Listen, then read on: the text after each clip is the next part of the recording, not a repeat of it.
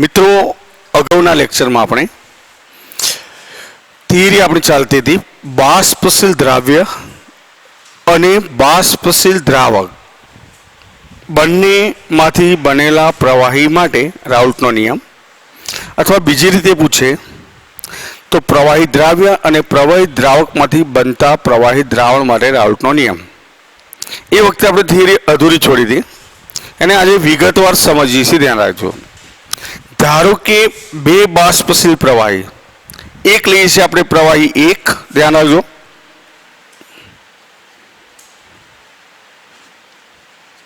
અને બીજું પ્રવાહી બે. બેને મિશ્ર કરી, બંને પ્રવાહી છે એટલે બાષ્પશીલ તો હોય જ, અને આપણને ખબર છે કે પ્રવાહીનો ગુણધર્મ બાષ્પીભવનનો છે જ, તો બાષ્પશીલ પ્રવાહી છે. તો બંને બાષ્પશીલ પ્રવાહીને મિશ્ર કરવામાં આવે ત્યારે બનતું દ્વિઅંગી દ્રાવણ. કેવું દ્રાવણ બને? દ્વિઅંગી દ્રાવણ આપણે બનાવ્યું છે, ધ્યાન રાખજો. હું શોર્ટમાં જ શરૂઆતની વાત કરું, કારણ કે અગાઉની વાત આપણે કરી ચૂક્યા છીએ. હવે આ બંને પ્રવાહીની વાત કરીએ કે એક પ્રવાહી એક અને બીજું પ્રવાહી બે. હવે આ દ્રાવણની અંદર કયું દ્રાવણ? તો પ્રવાહી એક અને પ્રવાહી બે ને ભેગું કરીને બનાવેલું દ્રાવણ દ્વિઅંગી દ્રાવણ. તો આ દ્વિઅંગી દ્રાવણમાં બાષ્પ કલા અને પ્રવાહી કલા, મતલબ દ્રાવણ અવસ્થામાં બાષ્પ અવસ્થા અને પ્રવાહી અવસ્થા જે દ્રાવણ અવસ્થા છે, એમની બંને વચ્ચે સંતુલન સ્થપાયેલો હોય ત્યારે દ્રાવણનું માની લો કે કુલ બાષ્પ દબાણ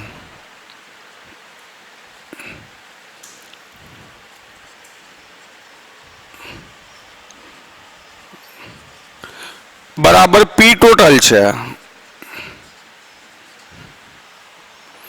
પ્રવાહી એકનું આંશિક દબાણ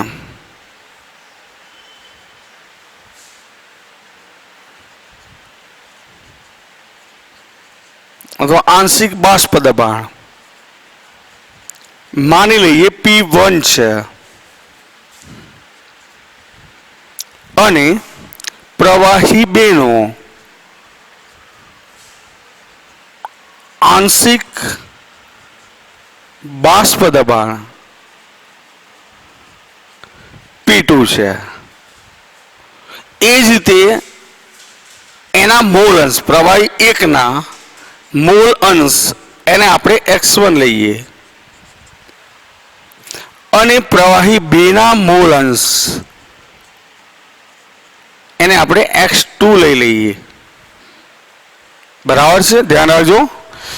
દ્રાવણનું કુલ બાષ્પ દબાણ આપણે P ટોટલ લઈએ છીએ. પ્રવાહી એકનું આંશિક બાષ્પ દબાણ P1 એ એના ઘટકના મોલ અંશ x1 ને સમપ્રમાણમાં, દ્રાવણ બેનું બાષ્પ એટલે પ્રવાહી બેનું આંશિક બાષ્પ દબાણ P2 છે અને એનો મોલ અંશ x2 છે. તો હવે આપણે જો રાઉલ્ટનો નિયમ લખીએ, ધ્યાન રાખજો, રાઉલ્ટનો નિયમ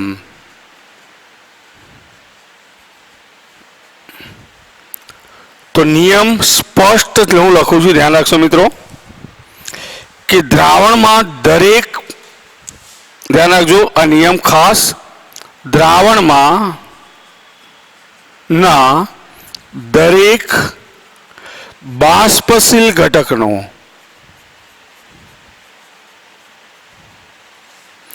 આંશિક બાષ્પ દબાણ અથવા આંશિક દબાણ દ્રાવણમાં તે ઘટકના મોલ અંશને સમપ્રમાણમાં હોય છે.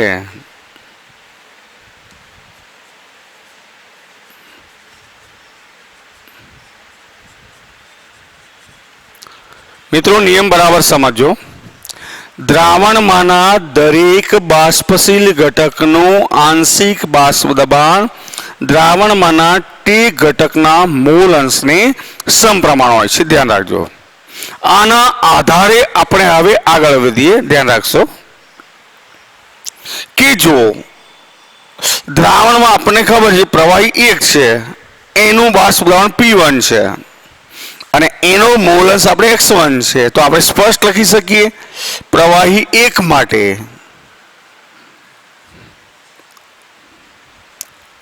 તો પ્રવાહી 1 માટે આપણે ચોક્કસ લખી શકવાના. શું લખી શકીશું કે P1 ચલે છે x1 અને માટે P1 બરાબર અચળાંક આપણે મૂકી દો P1 0 ઇન્ટુ x1. આને મિત્રો આપણે સમીકરણ નંબર 1 આપી દઈએ છીએ, જ્યાં P1 બરાબર શું છે તો મિશ્ર દ્રાવણમાં અથવા મિશ્રણમાં પ્રવાહી 1 નું બાષ્પ દબાણ છે, આંશિક બાષ્પ દબાણ P1 0 પ્રવાહી 1 નો શુદ્ધ પ્રવાહી 1 નો અથવા શુદ્ધ ઘટક 1 નો શુદ્ધ પ્રવાહી 1 નું આંશિક બાષ્પ દબાણ છે અથવા આંશિક દબાણ છે. x1 બરાબર ઘટક 1 અથવા પ્રવાહી 1 નો મોલ અંશ છે.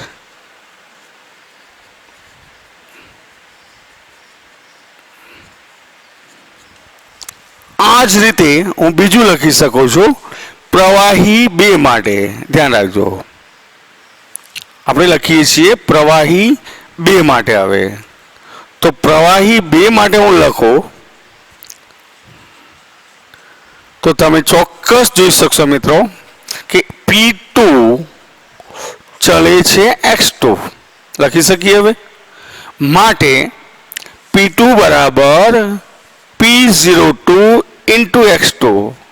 આને આપણે સમીકરણ નંબર 2 આપી દઈએ અથવા સમીકરણ 2 આ રીતે હું લખું છું, જ્યાં શું છે તો જ્યાં P2 બરાબર મિશ્રણમાં પ્રવાહી 2 નો બાષ્પ દબાણ છે, P20 બરાબર શુદ્ધ પ્રવાહી 2 નું બાષ્પ દબાણ છે, બરાબર છે 2 નું આંશિક દબાણ છે.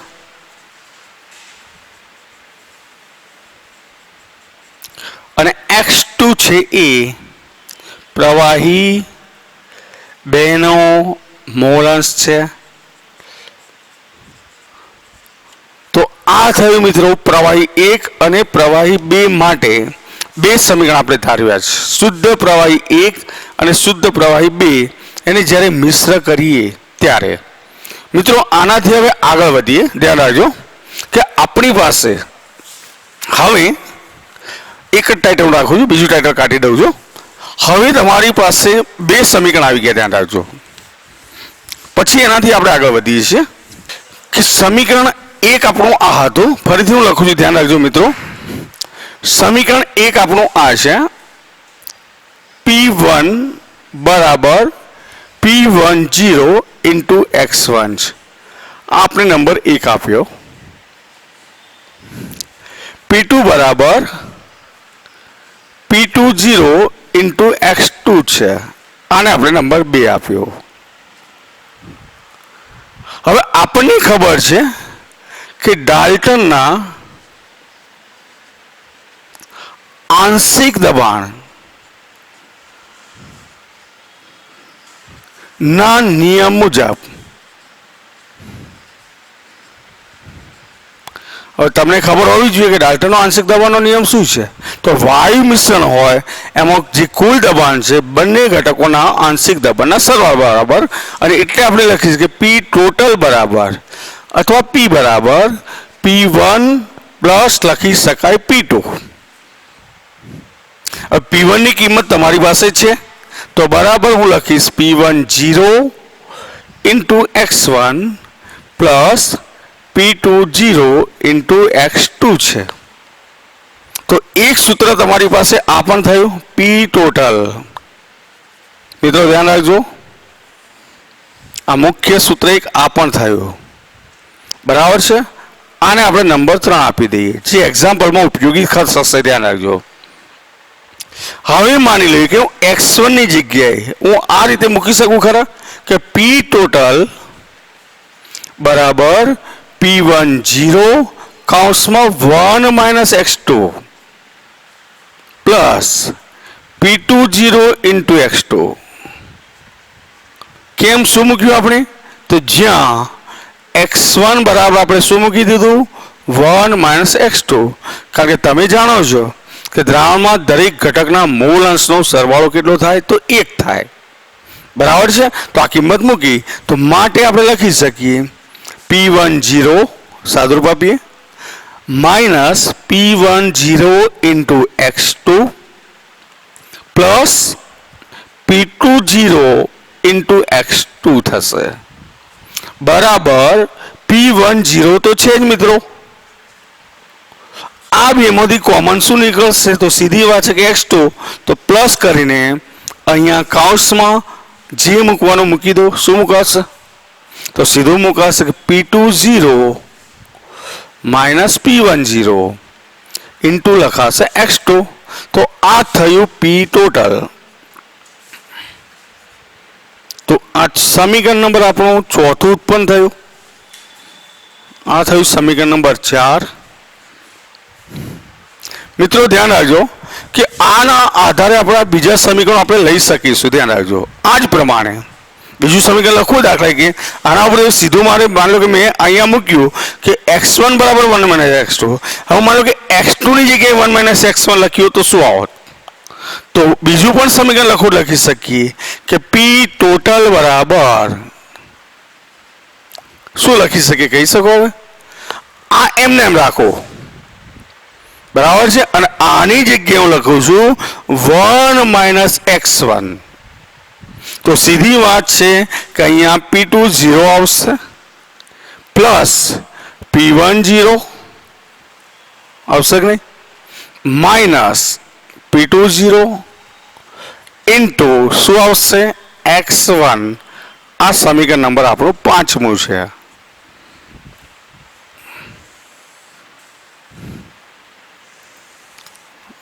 ધ્યાન રાખજો મિત્રો, આ સમીકરણ આપણું 5 નંબર છે.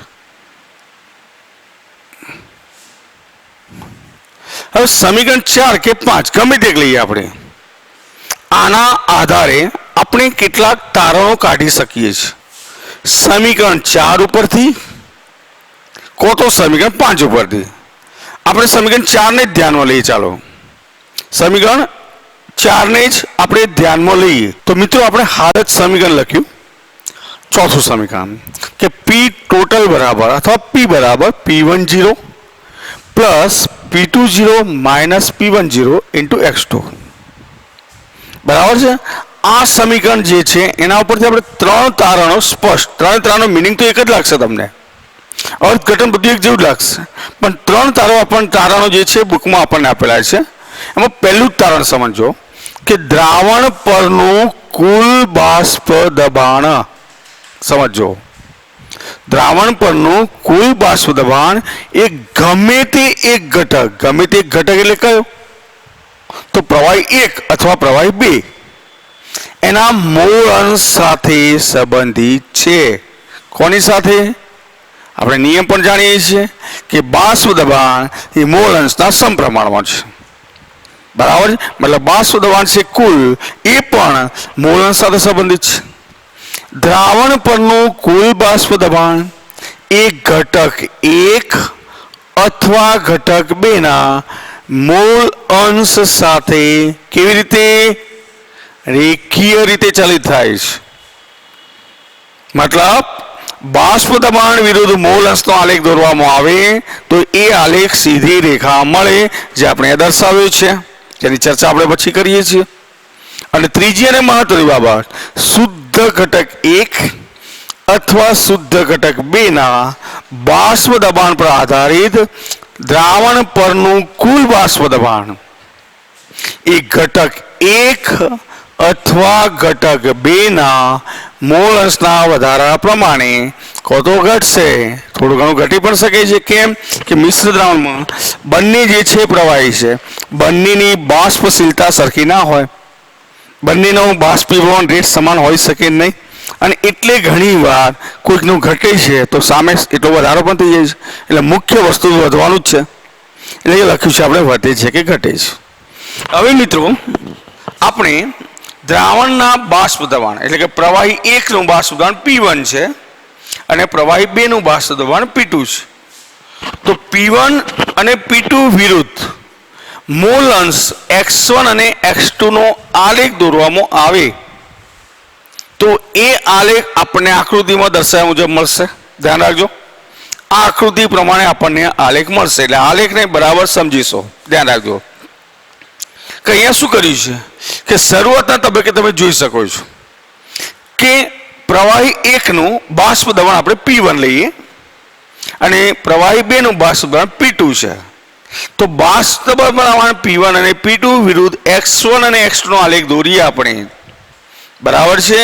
તો આ આલેખ આકૃતિ પ્રમાણે મળશે. ધ્યાન રાખજો, એમાં રેખા 1 અને રેખા 2 છે.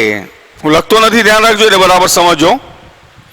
રેખા 1 અને રેખા 2 એ ક્યારે, જ્યારે x1 નું મૂલ્ય કેવું હોય, એકમ હોય, ત્યારે P1 0 માંથી પસાર થતી રેખા થવાની, અને જો x2 નું મૂલ્ય 1 હોય ત્યારે P2 નો આલેખ છે એ P2 0 માંથી પસાર થતી રેખા મળશે.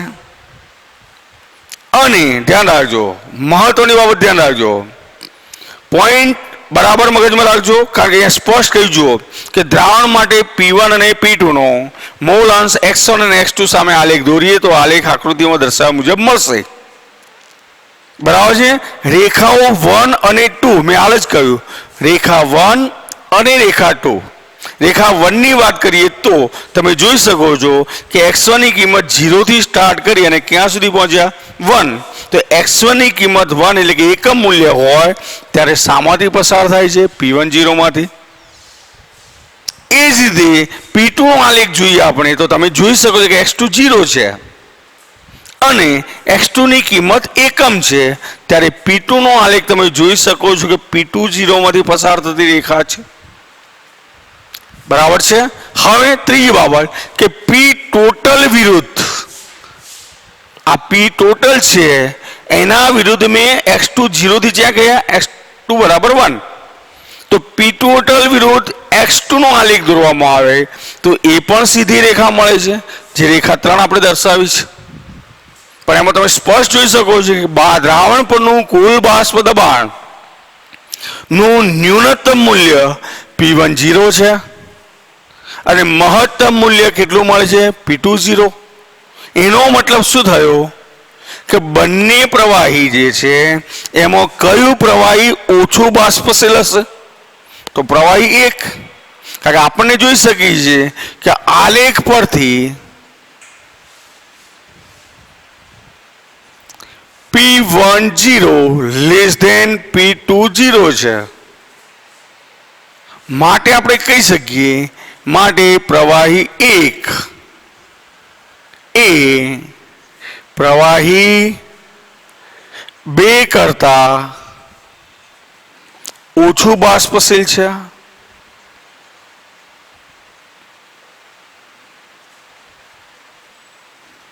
તો આ થઈ વાત જ્યારે દ્રાવ્ય અને દ્રાવક બંને પ્રવાહી હોય ત્યારે રાઉલ્ટનો નિયમ.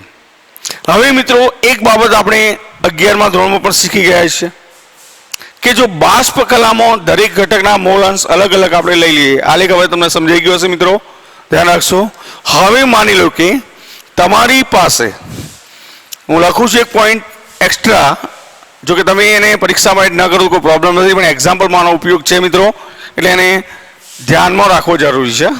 અને એટલે ધ્યાન રાખજો કે બાષ્પ કલામાં, ધ્યાન અહીંયા રાખશો કે બાષ્પ કલામાં અનુક્રમિક ઘટક શું, ધ્યાન રાખજો, જો y1 અને y2 આપણે વિધાન આખું લખીએ છીએ vi1 અને y2 એ અનુક્રમે ઘટક 1 ઘટક એટલે કે પ્રવાહી 1 અને પ્રવાહી 2 એટલે કે ઘટક 2 ના બાષ્પ કલામાં મોલ અંશ હોય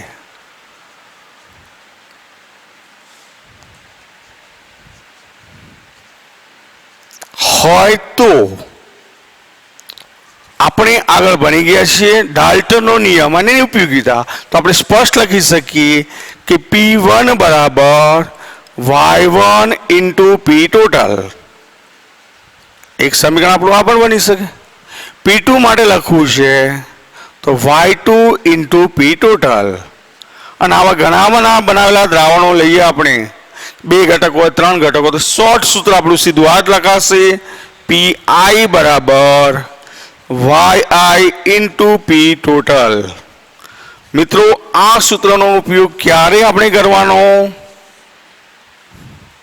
જ્યારે બાષ્પ કલામાં ઘટકનો મોલ અંશ માગ્યો હોય તો જ બાકી નહીં તો અહીંયા આપણી આ થિયરી પૂરી થાય છે બરાબર બાષ્પશીલ પ્રવાહીના દ્રાવણો માટે આપણે રાઉલ્ટનો નિયમ લખ્યો છે હવે આપણે આગળ ભણી ચૂક્યા છીએ તમને ખબર તો હેનરીનો નિયમ સૂત્ર બરાબર મગજમાં રાખજો અને હેનરીના નિયમના વિશિષ્ટ કિસ્સા તરીકે આપણે રાઉલ્ટનો નિયમ લેવો છે ધ્યાન રાખજો બરાબર છે તો એ નિયમ આપણે હવે ભણીએ છીએ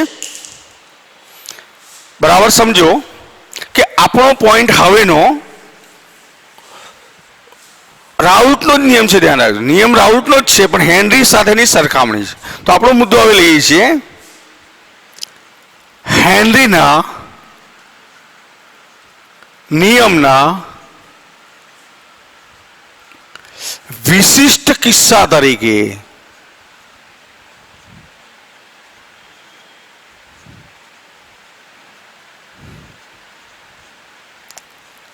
રાઉલ્ટનો નિયમ ધ્યાન રાખજો મિત્રો હવે તમને એ ખબર હોવી જરૂરી છે મિત્રો ધ્યાન રાખશો આપણને એ બાબત જરૂરી હોવી જોઈએ કે હેનરીનો નિયમ કોના માટે હતો તો વાયુ દ્રાવ્ય અને પ્રવાહી દ્રાવક એમાંથી બનેલા દ્રાવણો માટે નિયમ આપણો હતો ધ્યાન રાખજો કયા માટે હતો વાયુ દ્રાવ્ય અને પ્રવાહી દ્રાવક માટે એટલે તમને ઘણીવાર આ રીતે પણ પરીક્ષામાં પ્રશ્ન પૂછી નાખે તો આપણે ક્લિયર હોવું જોઈએ ધ્યાન રાખજો કે વાયુમય દ્રાવ્ય અને પ્રવાહી દ્રાવક માટે હેનરી અને રાઉલ્ટના નિયમની સરખામણી લઈએ છીએ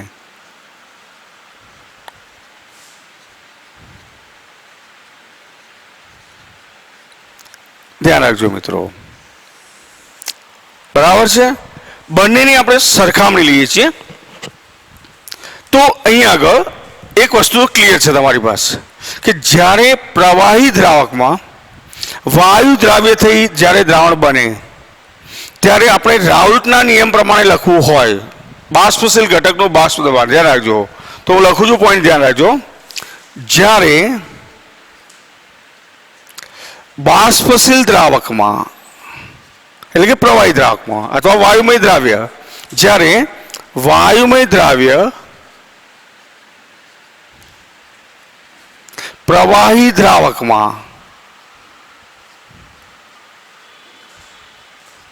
દ્રાવ્ય થઈને પ્રવાહી દ્રાવણ બનાવે છે ત્યારે બરાબર છે ધ્યાન રાખજો દ્રાવ્ય કહી લીધું આપણે વાયુમય દ્રાવ્ય પ્રવાહી દ્રાવક બરાબર છે અને એમાં દ્રાવ્ય થઈને પ્રવાહી દ્રાવણ બને ત્યારે બાષ્પશીલ ઘટકનો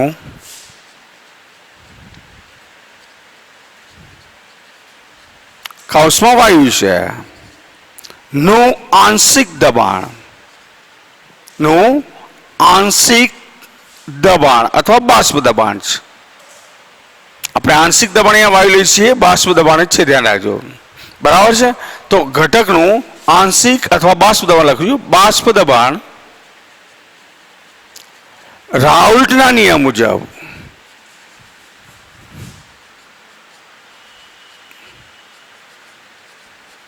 નીચે મુજબ લખી શકાય.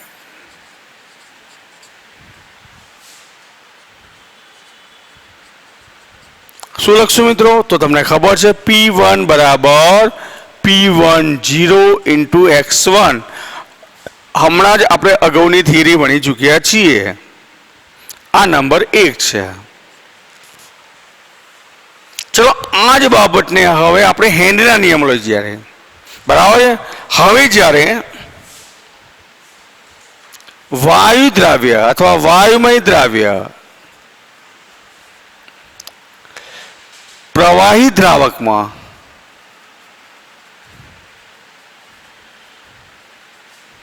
દ્રાવ્ય થઈને દ્રાવણ બનાવે છે ત્યારે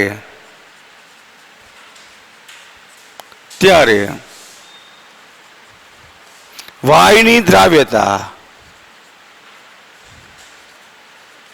હેન્ડના નિયમ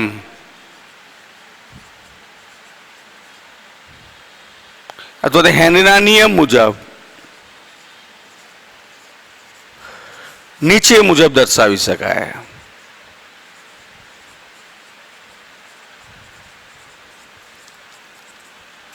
તો શું લખાય છે મિત્રો? તો તમને ખબર છે P બરાબર અથવા P1 બરાબર KH ઇન્ટુ x.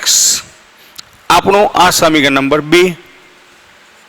ધ્યાન રાખજો, આ સમીકરણ નંબર 2 લખ્યો, આ સમીકરણ નંબર 1 લખ્યો.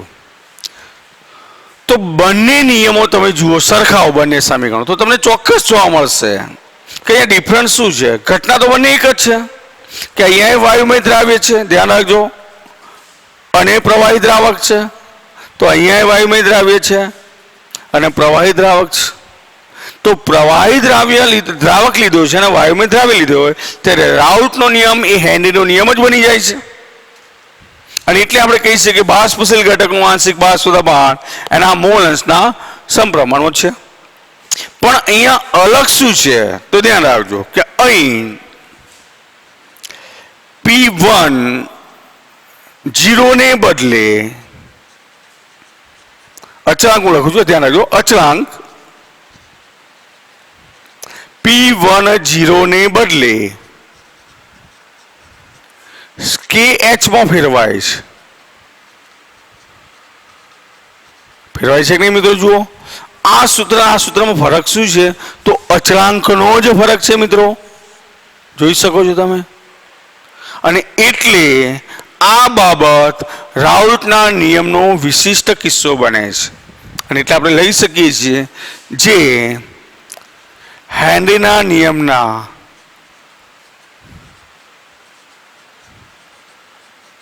નો વિશિષ્ટ કિસ્સા તરીકે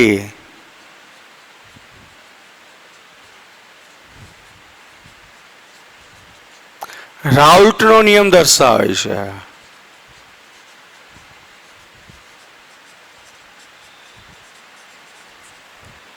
કયા નિયમ? તો હેનરીના નિયમના વિશિષ્ટ કિસ્સા તરીકે આપણે રાઉલ્ટનો નિયમ લીધો છે મિત્રો. તો આ થઈ વાત રાઉલ્ટના નિયમની, ધ્યાન રાખજો. બરાબર છે. આપણે બે બાબતોની ચર્ચા કરી, ધ્યાન રાખશો. એક પ્રવાહી દ્રાવ્ય અને પ્રવાહી દ્રાવક માટે રાઉલ્ટનો નિયમ, વાયુ દ્રાવ્ય અને પ્રવાહી દ્રાવક તો હેનરીનો નિયમ અને રાઉલ્ટનો નિયમ એની સરખામણી લીધી છે. અને હવે આને લગતા એક બે એમસીક્યુની ચર્ચા કરી મિત્રો, અને પછી આપણે એના એક્ઝામ્પલની વાત કરીએ છીએ. અને પછી રાઉલ્ટનો નિયમ જેની ઉપયોગિતા છે બાષ્પ દબાણમાં થતો સાપેક્ષ ઘટાડો શોધવા માટે, એની આપણે ચર્ચા કરીશું મિત્રો. બરાબર છે. તો આને લગતા આપણને JEE નીટની અંદર પૂછાયેલા પ્રશ્નો જે છે એની ચર્ચા હું પહેલા કરું છું, એક બે પ્રશ્નોની, પછી આપણે એના એક્ઝામ્પલ લઈએ છીએ, ધ્યાન રાખજો. તો અહીં આગળ JEE માં પૂછાયેલો પ્રશ્ન એક લઉં છું મિત્રો, ધ્યાન રાખજો. તો પ્રશ્ન આ રીતે છે, હું લખું છું પ્રશ્ન પહેલા. તો પ્રશ્ન આપણો આ રીતે છે. આવો પ્રશ્ન મિત્ર એક પૂછાયો છે તમને JEE. હું પ્રશ્ન લખી દઉં છું મિત્રો. આ મેં એક MCQ લખે છે, મોટો એક્ઝામ્પલ નથી કંઈ. અને એ JEE એપ્રિલ ગઈ સાલ જ 2019 પૂછાયેલો MCQ છે, જે રાઉટના નિયમનો સીધો ઉપયોગ છે. જુઓ, રકમ બરાબર સમજો. સ્પષ્ટ તમને કહ્યું છે, ધ્યાન રાખો કે શુદ્ધ પ્રવાહી એક પ્રવાહી આપણે A લીધું છે અને બીજું પ્રવાહી B લીધું છે. બંનેના બાષ્પ દબાણ તમને આપી દીધા છે. બંનેનું શું આપ્યું છે મિત્રો? બાષ્પ. એટલે બાષ્પ અલગ અલગ હોય, ધ્યાન રાખજો. શુદ્ધ દ્રાવણમાં બાષ્પ દબાણ આપણે બંનેના અલગ છે, મિશ્રણનું નહીં આપ્યું તમને. તો બંનેના બાષ્પ દબાણ અનુક્રમે 400 અને 600 mmHg છે. બરાબર છે. બીજું કે બંને પ્રવાહીના મિશ્રણ કરતા બંનેના સરવાળાના પ્રારંભિક કદ અને અંતિમ કદ કેવા હતા? સમાન. એનો મતલબ પ્રારંભિક કદ એટલું જ અંતિમ કદ હોય તો એવું દ્રાવણ એટલે આદર્શ દ્રાવણ છે. ધ્યાન રાખજો. અને આપણો રાઉલ્ટનો નિયમ એ આદર્શ દ્રાવણો માટે જ છે. મતલબ કે જ્યારે દ્રાવણના બે ઘટકોને મિશ્ર કરવામાં આવે ત્યારે શરૂઆતમાં બંનેનું કદ તમે માપવા માટે કે 20 ml બીજું 40 ml લીધું તો ટોટલ 60 થયું કે નહીં? તો અંતે 60 રહેવું જોઈએ, તો એ છે જ. બીજું તમને કહ્યું પ્રવાહી બીના મોલ અંશ મિશ્રણમાં 0.5 છે, તો અંતિમ દ્રાવણનું કુલ બાષ્પ દબાણ મિત્રો તમને કહ્યું છે. ધ્યાન રાખજો. તો આપણું સૂત્ર સીધું જ અહીંયા હું ગણતરી મૂકું છું. શોર્ટ છે, ધ્યાન રાખજો. MCQ તો MCQ ની રીતે જ આપણે ગણતરી કરીશું. બોર્ડમાં હોય તો આપણે વિગતવાર લાંબો દાખલો ગણીએ. તો તમને ખબર છે કે P ટોટલ બરાબર, ખબર છે સૂત્ર આગળ આવી ગયું આપણી P10. આપણે હવે P ટોટલ હવે P1 નથી, હવે A અને B છે. તો PA0 into XA plus PB0 into આપણે XB લઈ શકીએ. P ટોટલ તમારે શોધવું છે. ચલો, P0 એ શું છે? તો P0 એ તમે જુઓ કેટલા છે? 400. તો સીધા 400 મૂકી દો ગુણ્યા XA તમારે શોધવાય. હવે તમને ખબર છે કે XA પ્લસ XB બરાબર કેટલા હોય મિત્રો? તો 1. અને XB તમારી જોડે 0.5 હોય તો સીધી XA 0.5 આવવાનો જ છે. એટલે આપણી જોડે XA છે 0.5 વત્તા PB 0 કેટલા છે? 600. તો 600 ગુણ્યા 0.5. તો મિત્રો આપણો જવાબ થશે આ કેટલો થવાનો? આ 200 પ્લસ આ 300 બરાબર 500 mmHg થાય પારાના દબાણે. તો આ એક જવાબ તમારો મળી ગયો P ટોટલ. એટલે સીધી વાત છે કે કુલ દબાણ છે તમારું કેટલું? 500. એટલે આપણા બે વિકલ્પો ઓટોમેટિક દૂર થઈ ગયા. હવે આગળની રકમ વાંચો મિત્રો. શું કહ્યું છે કે ઘટક A અને ઘટક B ના મોલ અંશ કઈ અવસ્થામાં કયા છે? બાષ્પ કલામાં. તો આપણે હમણાં જ સૂત્ર મેળવ્યું હતું, તમને ખબર હશે કે PA બરાબર, હવે સીધું લખું છું, A ના બાષ્પ કલામાં મોલ અંશ તો એના માટે તમને ખબર હોવી જોઈએ કે હમણાં જ આપણે સૂત્ર હતું કે PA બરાબર YA ઇન્ટુ P ટોટલ. માટે YA બરાબર PA અપોન P ટોટલ બરાબર. PA કેટલા છે? તો આપણા જે આપણે શોધ્યા છે આ હતા, તમને ખબર છે કે એક સૂત્ર આપણું આ પણ છે P ટોટલ બરાબર PA પ્લસ PB. આ સૂત્ર ઉપરથી જ આવતો મેળવેલું છે. તો PA બરાબર સીધી વાત છે કેટલા છે? 200 અને P ટોટલ છે 500. તો જવાબ થયો મિત્રો 0.4. તો સીધી વાત છે કે YB કેટલું હશે? તો ટોટલ 1 હોય તો 0.6 હશે. તો માટે B ના બાષ્પ કલામાં મોલ અંશ YB બરાબર લખશો તો શું લખશો? PB અપોન P ટોટલ બરાબર. તો પીબી કેટલા છે જોઈ શકો છો, તો 300. પી ટોટલ કેટલા છે 500, તો જવાબ તમારો થયો 0.6. તો ત્રણેય જવાબ મિત્રો મળી ગયા, 1, 2 અને 3. તો સીધો જ તમારો વિકલ્પ કયો જવાબ સાચો છે? ડી. તો આ રીતના એમસીક્યુ તમને જે ડબલ નો પૂછાયેલો એમસીક્યુ મેં લખ્યું છે મિત્રો, ધ્યાન રાખજો. બરાબર છે? આવડશે? આવું બીજું એક એમસીક્યુ છે, ધ્યાન રાખજો. એ પણ હું લખું છું, એ પણ આપણે સોલ્વ કરીએ છીએ. એ પણ જે ડબલ માં પૂછાયેલો છે એટલા માટે. બરાબર મિત્રો? ધ્યાન આપજો. હવે બીજો એમસીક્યુ મેં લખ્યું છે, પ્રવાહી એ અને પ્રવાહી બી આદર્શ દ્રાવણ રચે છે. 350 કેલ્વિન તાપમાને, અહીંયા તાપમાનની કોઈ જરૂર નથી આપણે, શુદ્ધ ઘટક એ અને શુદ્ધ ઘટક બી ના બાષ્પ દબાણ તમને આપી દીધા છે 1 અને 2. મતલબ P0A તો આ P0B છે. બીજું તમને કહ્યું છે કે 40% મોલ એ ધરાવતા, હવે તમને ખબર કે 40% મોલ એ હોય તો 60% મોલ કોના હોય? બી ના હોય. બરાબર છે? 40% મોલ જો એ ના હોય તો 60% મોલ કોના હશે? બી ના હશે. તો મોલ અંશ તમને ખબર પડી જાય, 40 અને કુલ મોલ 100 તો 0.4 અને આનો 0.2. બરાબર છે? એટલે આપણે સ્પષ્ટ લખી શકીએ કે XA બરાબર, ધ્યાન રાખજો, 40% મોલ પ્રમાણે એટલે કે 0.4 મોલ આવશે અને XB કેટલા આવશે? તો 0.6 આવશે. હવે તમને માગ્યું શું છે? બાષ્પ અવસ્થામાં મોલ અંશ ગણવાના છે મિત્રો. કઈ અવસ્થામાં? એ અને બી ના. તો ધ્યાન રાખજો કે તમને ખબર છે કે એ ના બાષ્પ કલામાં મોલ અંશ, બાષ્પ અવસ્થામાં મોલ અંશ. તો સૂત્ર મિત્રો હવે આપણે ભણી ગયા છીએ, ધ્યાન રાખજો. PA બરાબર YA into P total. P total આપણે અલગ ગણીએ તોય ચાલશે, ભેગું જ સૂત્રમાં ચાલુ રાખશું તોય ચાલશે. તો YA બરાબર PA અપોન P ટોટલ. મિત્રો સૂત્ર છે, કિંમતો મૂકી દેવાની છે. P ની જગ્યાએ શું લખશો? P0A into XA. છેદમાં શું લખશો? P0A into XA plus P0B into XB.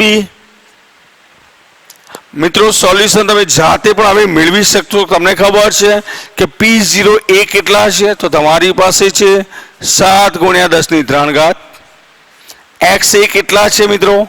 તમારી પાસે કેટલા? તો 0.4 છેદમાં આની આ જ બાબતો 7 × 10⁻³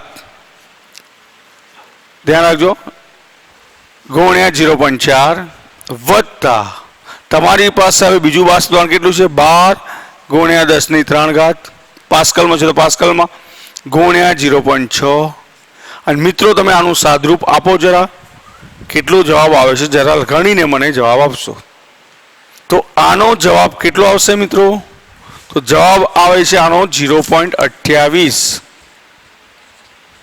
બરાબર છે? YA આ 0.28 હોય તો સીધી વાત છે કે YB કેટલું હશે મિત્રો?